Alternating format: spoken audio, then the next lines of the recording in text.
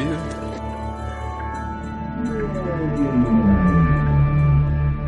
Tu as exercé pendant combien de temps ton métier? Quinzaine d'années jusqu'à maintenant. Tu m'as parlé d'un cas assez intéressant, sans nommer la personne, sans même nommer le lieu, juste le pays. Oui, au Canada. Canada. Est-ce que tu peux me raconter un petit peu ce que tu as pu entendre ou comprendre?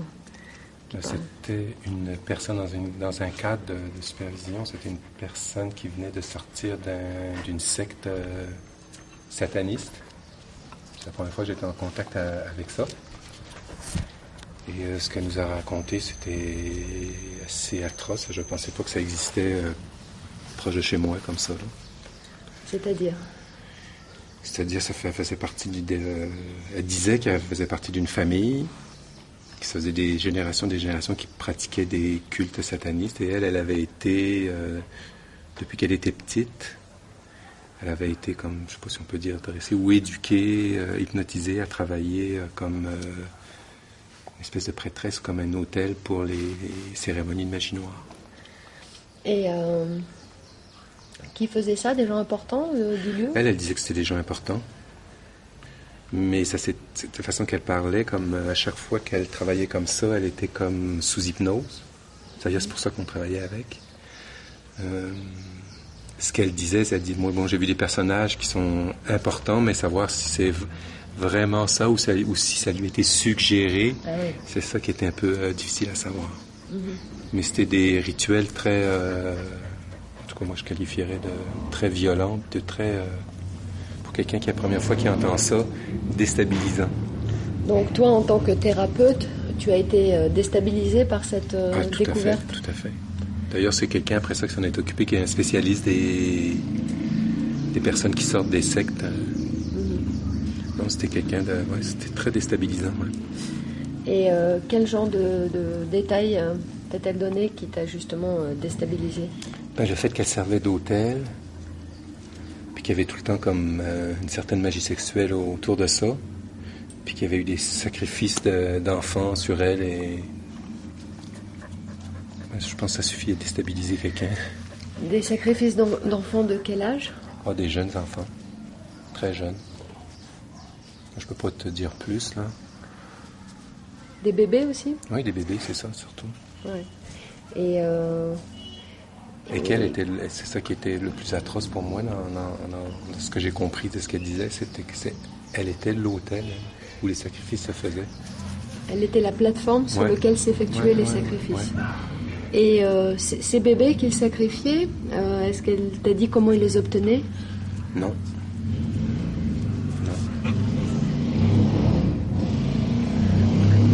Non, mais après ça, quand tu penses à toutes les disparitions d'enfants qu'il y a de partout,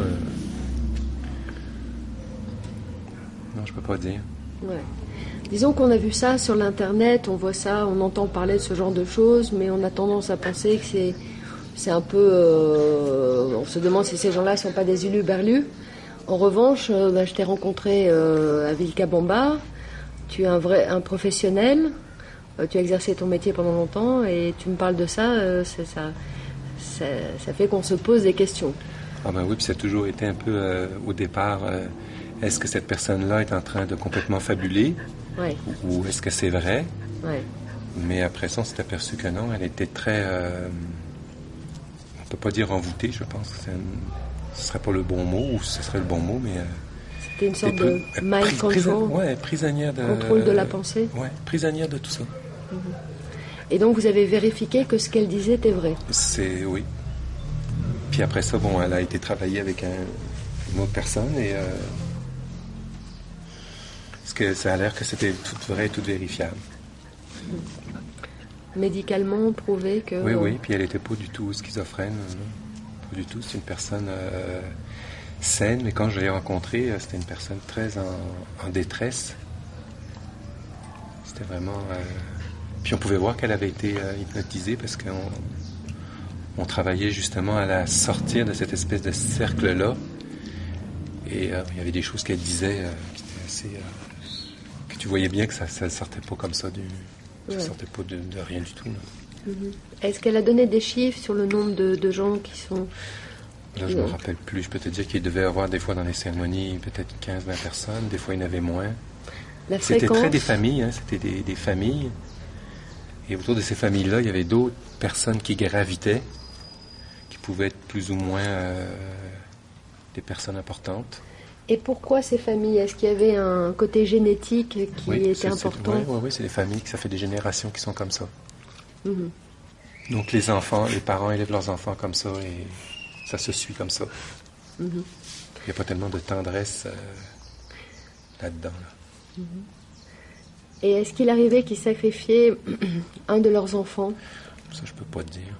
Je sais pas ça. Ben déjà, je trouve que elle, c'est comme un sacrifice aussi, là, parce que rendre quelqu'un comme ça, puis lui faire vivre ça, c'est assez démoniaque, disons. Là. Et la fréquence de ces rites? Je peux pas te dire. Ça fait longtemps, là, non, ça arrivait assez régulièrement. Et ça commençait par un téléphone. Puis là, je pense que la voix de la personne la faisait rentrer en transe. Et après ça, elle était disponible à faire ce qu'elle devait faire. Est-ce qu'on peut se sortir de quelque chose de pareil, d'un traumatisme pareil? Oui, je pense que oui. Ben, elle, oui, je pense que ça en est sorti quand même. Mais c'est beaucoup de travail. Puis il faut que la personne qui fasse, elle soit supportée par d'autres, parce qu'il y a des détails qui sont assez violents. Qui fait que, oui, puis ça prend quelqu'un qui sache exactement le mécanisme de l'hypnose, comment ça marche. Ça, qui peut un peu décoder ça et désamorcer le processus. Mais tu vois, mettons, je l'ai vu deux, trois fois et elle pleurait. Donc elle s'apercevait quand on dirait qu'il y a eu le choc des personnalités à l'intérieur d'elle qui se rencontraient. C'est assez intense. Assez intense pour me déstabiliser puis me dire oh non, c'est pas... Il y a des gens plus qualifiés pour ça. C'est vraiment une qualification spéciale de travailler avec des gens qui sortent des sectes, là, qui ont été hypnotisés et travaillés comme ça. Là. Ouais. Et est-ce que avant ce cas particulier, si tu entendais parler de rites sataniques, tu y croyais ou tu pensais que c'était de la foutaise? On y croit, mais on pense pas que c'est proche de chez toi.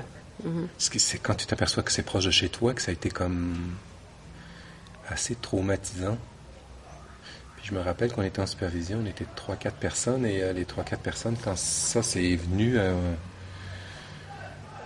les 3-4 personnes, on a été quand même traumatisés de ça, de savoir que c'était proche de chez nous, que c'était aussi violent que ça, puis qu'il y avait des gens qui pouvaient peut-être côtoyer, qui faisaient des cérémonies comme ça, puis que tu pouvais même pas savoir qui c'était, là. T'sais.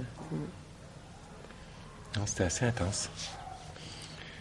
C'est pas quelque chose en tout cas, qui était agréable à travailler, ni à côtoyer. Une énergie vraiment noire, là. Ouais.